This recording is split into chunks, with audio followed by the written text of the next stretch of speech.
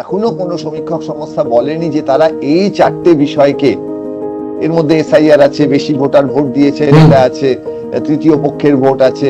যেমন ধরুন আপনাকে যদি জিজ্ঞেস করি যে আপনি কাকে ভোট দিয়েছেন, আপনি বললেন যে আমি একে ভোট দিয়েছি, এবার তারপরে তো নাও দিতে পারেন সেটা, তাই না? ফলে এই জায়গায় যে সমীক্ষার যে মেথোডোলজির বিষয়গুলো সেইগুলো খুব গুরুত্বপূর্ণ। বেশিরভাগ এক্সিট পোল বলছে বিজেপি এগিয়ে, এমনকি মেজরিটির কথা উঠছে। কিন্তু বাংলার ইলেকশন কি সত্যি এত সিম্পল? এসআইআর এর পর ভোটার লিস্ট বদলেছে, টার্ন আউট রেকর্ড ছুঁয়েছে, আর লেট কংগ্রেসের ভোট এবার বাড়ার সম্ভাবনা। তাহলে আসল ছবিটা কি? আমি অর্ণব, আর আজ 1-to-1 ডিসকাশনে আমাদের সাথে আছেন অধ্যাপক শুভময় মৈত্র। আপনারা দেখছেন বাংলার 294। নমস্কার শুভময় দা। নমস্কার। ইলেকশন শেষ হওয়া মাত্রই আমরা দেখতে পেলাম এক্সিট পোল, সবাই প্রজেক্ট করছে যে বিজেপি এতটা সিট পেতে পারে, বা প্রায় অ্যাবসলিউট মেজরিটি নিয়ে বিজেপি এবার সরকার, মানে ম্যাক্সিমাম সংস্থাই সেটা দেখাচ্ছে। এই এক্সিট পোলকে কতটা ভরসা করব সেটা বুঝতে পারছি না যতক্ষণ না আপনার সাথে বিস্তারিত বিষয়টা নিয়ে আলোচনা করছি। তার উপর একটা জিনিসকে আমি অ্যাড করতে চাই যে আগেরবারও আমরা এক্সিট পোল দেখেছিলাম, এক্সিট পোলের প্রজেকশনটা কিন্তু ঠিক ম্যাচ করেনি। তো এই বিষয়ে আপনার মতামত শোনার জন্য আমরা এবং দর্শক সবাই অধীর আগ্রহে অপেক্ষা করছে। আপনি এবং আপনার কোম্পানিতে তো আরেকজন ডাইরেক্টরও নিশ্চয়ই আছেন, আপনারা দুটি আলাদা নামে দুটি কোম্পানি খুলে ফেলো। এবার ইউটিউবে দুজন বিশ্লেষককে বসান, ধরুন আমাকে একটাই নিলেন আর একটাই আরেকজনকে নিলেন, নিয়ে একটাই বলুন যে তৃণমূল এবারে নির্বাচনে জয়ী হবে এবং তার সঙ্গে যা যা ডেটা বা তথ্য দেখানো সেটা দেখিয়ে দিন, আর আরেকটি অন্য ইন্টারভিউতে আপনারা দেখান যে বিজেপি জয়ী হবে এবং তার সঙ্গে তার তথ্য দিয়ে দিন। এবার তারপর ইউটিউবের দুটো আলাদা জায়গা থেকে সেই দুটোকে আপনি ছেড়ে দিন। তাহলে দিনের শেষে কিন্তু আপনি এবং আপনার বন্ধুর মধ্যে একজন বলতেই পারবেন যে আপনারা সঠিকভাবে মেলাতে পেরেছেন, এবং সেক্ষেত্রে আপনার নয় আপনার বন্ধুর খুবই নামডাক হবে যে আপনারা মিলিয়ে ফেলেছেন। কারণ মোটের ওপর এটা তো আমরা জানি যে তৃণমূল হয় সরকার করবে, নয় বিজেপি সরকার করবে। আমরা তো এখনো খুব একটা ধরছি না যে সিপিএম, কংগ্রেস বা আইএসএফ সরকার করবে। তারা হয়তো ভালো ভোট পেতে পারেন, বেশ কিছু আসনও পেতে পারেন বিশেষ বিশেষ জায়গায়। ফলে এই জায়গায় যে সমীক্ষার যে মেথোডোলজির বিষয়গুলো সেইগুলো খুব গুরুত্বপূর্ণ। সেগুলো আমরা যদি সঠিকভাবে না জানতে পারি, সেক্ষেত্রে কিভাবে সমীক্ষা করা হয়েছে সেটা যদি আলোচিত না হয়, তার পেছনে বিজ্ঞানগুলো সঠিকভাবে ফলো করা হয়েছে কিনা। যেমন ধরুন একটা ফোঁড়া কাটা হবে, এবার এই ফোঁড়া একজন ডাক্তারবাবুর কাছে হাসপাতালে গিয়েও আপনি কাটতে পারেন, আবার কোনো একটা নাপিতের কাছে গিয়েও কাটতে পারেন। নাপিতের কাছে গিয়ে কেটে ভালো করে ডেটল লাগিয়ে দিলে সবসময় যে খুব খারাপ হবে এমন তো নয়। সুতরাং এই দুটো দিকই থাকে। ফলে আপাতত আমি বলবো যে ভোট ফল বেরোনোর সময় হয়েই গেছে, এবং সেই জায়গায় দাঁড়িয়ে আর একটু অপেক্ষা করাই যাক না। খুব কাছাকাছির একটা লড়াই হচ্ছে বলে মনে হচ্ছে। প্রচুর নাম যোগ হয়েছে, প্রচুর নাম বাদ গেছে, অর্থাৎ প্রতি কেন্দ্রে আগে যারা ভোট দিতেন তাদের তুলনায় একটা বড় অংশের নতুন মানুষ ভোট দিয়েছেন। এইটা হচ্ছে সবচেয়ে গুরুত্বপূর্ণ। এবার এই যে বড় অংশের নতুন মানুষ যারা ভোট দিয়েছেন, তার একটা এস্টিমেট যদি প্রতিটি কেন্দ্রে 10,000, 20,000, 30,000 এরকম হয়ে যায়, অর্থাৎ যে মানুষগুলো এর মধ্যে কয়েক বছর ভোট দেননি, নাম নতুন যোগ হয়েছে, বা আগে খুব একটা ভোট দিতে যেতে উৎসাহ পেতেন না, এবার গেছেন, তাহলে সেক্ষেত্রে কেন গেছেন, কি কারণে গেছেন। যদি খুব প্রতিষ্ঠান বিরোধিতার কারণে যান তাহলে বিজেপির সুবিধা হবে। যদি তারা ভোট দিতে যান যে রাজ্যে যে ভাতাগুলো চলে সেইগুলোর ব্যাপারে মানুষের খুব পছন্দ, তাহলে তৃণমূল তার ভোট পাবে। কেন্দ্র এবং রাজ্যের শাসক কারোর ওপরই খুশি নন, সেরকম যদি প্রচুর মানুষ থাকেন, তখন তৃতীয় পক্ষ সিপিএম, কংগ্রেস বা আইএসএফ তারা অনেকটা ভোট পাবে। কিন্তু কিভাবে ঠিক সমীক্ষাগুলো হয়েছে, তার ডেটা কালেকশন কিভাবে করা হয়েছে, সেই বিষয়গুলো যতক্ষণ না পরিষ্কার হবে ততক্ষণ কিছু মিলবে, কিছু মিলবে না। এটাই বিজ্ঞান। যে বিভিন্ন বিধানসভা কেন্দ্রের আগের যে ফলাফলগুলো, সেই ফলাফলগুলোর মধ্যে হয়তো কিছু গোলমেলে ভোট থাকতেই পারে, কিন্তু ফলাফলগুলো তো নির্বাচন কমিশনের দেয়া ফলাফল। আপনার কাছে আমার প্রশ্ন যে এবারে ভোটের যে turn out 91% approximately 91%, more than 90%, এবং as well as যে এসআইআর, এই দুটোর ইম্প্যাক্টটা ভোটে কিরকম ভাবে এসছে বলে আপনার মনে হয়, এবং যেটা ডাইরেক্টলি এক্সিট পোল সঠিকভাবে ধরেছে কিনা সেটা আমি বলতে পারবো না। এই জায়গাটাকে যদি একটু আমাদের বিশ্লেষণ করেন। ইম্প্যাক্ট তো সাংঘাতিক ভাবে পড়েছে। নির্বাচনী ইম্প্যাক্ট মানে কি? ভোটের সংখ্যার পরিবর্তন। আপনি প্রথমে ভাবুন যে 64 লক্ষ নাম বাদ গেছে, যেটা নিয়ে কারোর মনে কোনো দ্বন্দ্ব নেই, এটা একটা না। তথ্য আমরা লিখে রাখতে পারি। দ্বিতীয় তথ্য হচ্ছে 27 লক্ষ নাম বাদ গেছে যেগুলো এখনো ট্রাইব্যুনালে যাচ্ছে, এবং তার মধ্যে একদম। বেশিরভাগ মানুষের নামই থেকে যাচ্ছে, অর্থাৎ তারা যে বাদ যাচ্ছেন না এখনো দেখা যাচ্ছে। তার মানে আরো 27 লক্ষ মানুষ যারা ট্রাইব্যুনালে গেছেন তারা তো এসে কাগজপত্র জমা দিয়েছেন, ফলে তারা তো একবারে সশরীরে আছেন। এবং তাদের মধ্যে 99% আমরা দেখেছি যে 1000-এর ওপর মোটের ওপর ট্রাইব্যুনালে যা সিদ্ধান্ত হয়েছে, প্রথমবার কয়েকশো, তারপর বোধহয় 1400 এরকম, তাতে 99% মানুষই আমাদের দেশের ভোটার, এটা নির্ধারিত হয়েছে।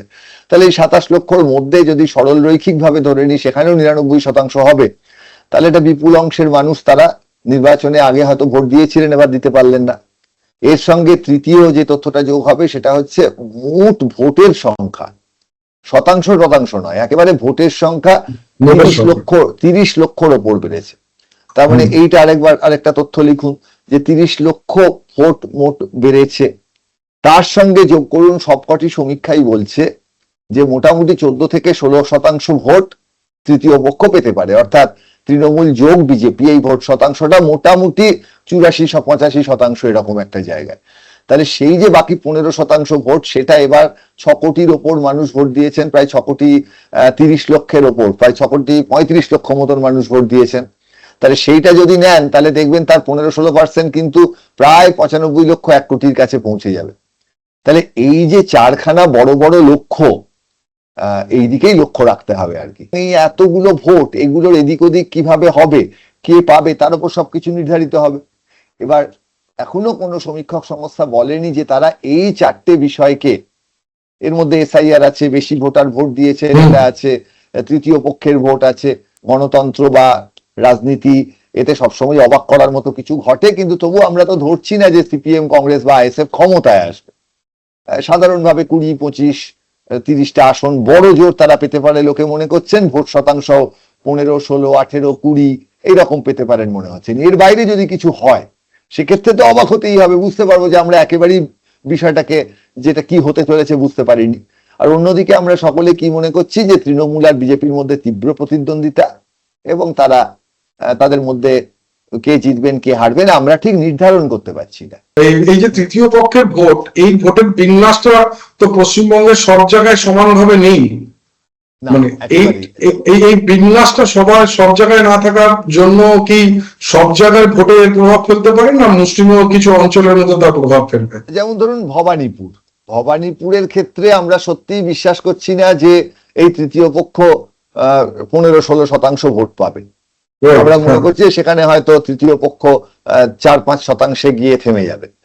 কারণ আমরা আগেরবারও দেখেছি নন্দীগ্রামের নির্বাচনে মীনাক্ষী মুখোপাধ্যায় তিনি 3% ভোট পেয়েছিলেন, 3%-এরও সামান্য কম বোধহয়, এবং শুভেন্দু অধিকারী আর মমতা বন্দ্যোপাধ্যায়ের মধ্যে একেবারে কাছাকাছি নেক অ্যান্ড নেক লড়াই যাকে বলে সেটা হয়েছিল। আবার এবারের নির্বাচনে যদি আপনি উত্তরপাড়ায় ভাবেন, তাহলে উত্তরপাড়ায় অনেকে মনে করছেন মীনাক্ষী মুখোপাধ্যায় জয়ীও হয়ে যেতে পারেন, আলোচনা করছেন অনেকে। এবার যদি সেরকম হয় তাহলে আমি যদি ধরে নিই তাহলে মীনাক্ষী মুখার্জি একটা ত্রিমুখী লড়াইতে আছেন, তাহলে তিনি 30%-এর ওপরে ভোট পাবেন। 33% মানে ত্রিমুখী লড়াইতে 33-33-33।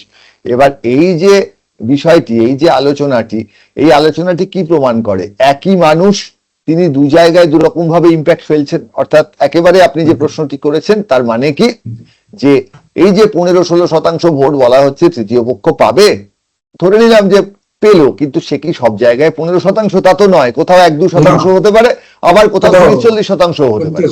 ফলে এই ডিস্ট্রিবিউশন গুলো বোঝা সত্যি খুব শক্ত, এবং এই ধরনের নির্বাচনে যেখানে এত নতুন ভোটারদের বিন্যাস হয়েছে, বাদ যাওয়া যোগ করা সবটাই তো একটা বিন্যাস।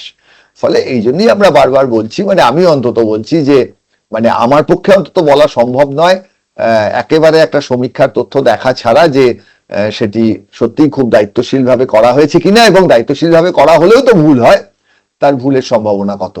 এই এক্সিট পোল কি একটু তাড়াহুড়ো হয়নি? কারণ এখনো তো বুথ ফেরত সমীক্ষা, যেটা এক্সিট পোলের ক্ষেত্রে একটা অন্যতম ইম্পর্টেন্ট একটা কম্পোনেন্ট, সেটা তো হয়তো সবাই কমপ্লিট করে উঠতে পারেনি। আর সেরকম তো সার্ভেতে 4-5% ভুল থাকবে, 3% ভুল থাকবে, এগুলো তো মেনেই নেওয়া হয়।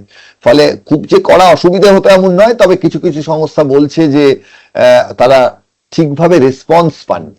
অর্থাৎ মানুষকে যখন প্রশ্ন করা হয়েছে, মানুষ তার উত্তর পরিষ্কার করে দেননি এবং তার ফলে স্যাম্পলের সংখ্যা যতটা দরকার ছিল তারা পাননি। সেই জন্য দেরি হচ্ছে, আরো তারা স্যাম্পল পাওয়ার চেষ্টা করছেন। কিন্তু একবার ঠিকঠাক স্যাম্পলিং করে যদি তার উত্তর না পাওয়া যায়, তাহলে যে পরের বার করলেও খুব ভালোভাবে পাওয়া যাবে এমনটা তো নয়। স্যাম্পল তো গোটা পপুলেশনকেই রিপ্রেজেন্ট করে। বিষয়টা আপনি যেরকম বলেছেন একদিকে সত্যি যে তাড়াহুড়ো করেই করতে হচ্ছে এবং তাড়াহুড়ো করেই করতে হয় এক্সিট পোল। এবং এবার সেই এক্সিট পোল কিছু দায়িত্বশীল সংস্থা বলছেন যে ঝামেলার মধ্যে পড়ে গেছে, একেবারে সংবাদ মাধ্যমে রিপোর্টই আছে আজকে। আচ্ছা, আরেকটা লাস্ট আমার একটা প্রশ্ন হচ্ছে যে এই যে আমরা যে বিজেপির যে নাম্বারটা আমরা দেখছি যে অ্যাবসলিউট মেজরিটি, এবং বিজেপি আগের বছর 2021-এ বিজেপির যে সিট, এই এতটা যাওয়ার জন্য তো শুধু তো এসআইআর নয়, তার সঙ্গে সঙ্গে একটা ভোটের একটা মেজর সুইং এর দরকার হবে। সুইং এর জন্য কি বা এই ধরনের কেমিস্ট্রি মাপার জন্য কি কোনো মেজারমেন্ট বা কম্পোনেন্ট কিছু আছে যেটা থ্রু দিয়ে এটাকে মেজার করা যায়? যদি দেখা যেত বিপুল সংখ্যক মানুষ বলছেন আমরা মত পরিবর্তন করেছি, তখন তার মধ্যে দুটো জিনিস হতে পারে। ধরা যাক একদল বিপুল মত পরিবর্তন করে তৃণমূল থেকে বিজেপিতে গেছেন, আর একদল বিপুল মত পরিবর্তন করে বিজেপি থেকে তৃণমূলে এসছেন, তাহলেও সংখ্যাটা বিপুল হবে। কিন্তু সাধারণত এমনটা হয় না রাজনীতিতে। রাজনীতিতে যেটা হয় সেটা হচ্ছে বেশিরভাগ মানুষ একটাই দিকে যান। ফলে এই মত পরিবর্তনটা যদি আমরা বিপুল দেখতে পেতাম, তাহলে তার থেকে বোঝার চেষ্টা করতাম এই মুহূর্তে যে একটি দিকেই সেটা গেছে। সেক্ষেত্রে হয়তো আলোচনা করাটা একটু সহজ হতো। যেমন ধরুন, আপনাকে যদি জিজ্ঞেস করি যে আপনি কাকে ভোট দিয়েছেন, আপনি বললেন যে আমি একে ভোট দিয়েছি। এবার তারপরে তো নাও দিতে পারেন সেটা, তাই না? আপনি বললেই তো আমাকে বিশ্বাস করতে হবে। ফলে এই বিষয়গুলি যেভাবে করা হয় তাতে এই বিশ্বাসযোগ্যতার জায়গাটা বোঝা যায় না। ব্যক্তিগতভাবে বা কোনো একটি কোম্পানি যেটা করছে বোঝা যায় না, সেই কারণেই তো আমাদের দেশের নির্বাচন কমিশন।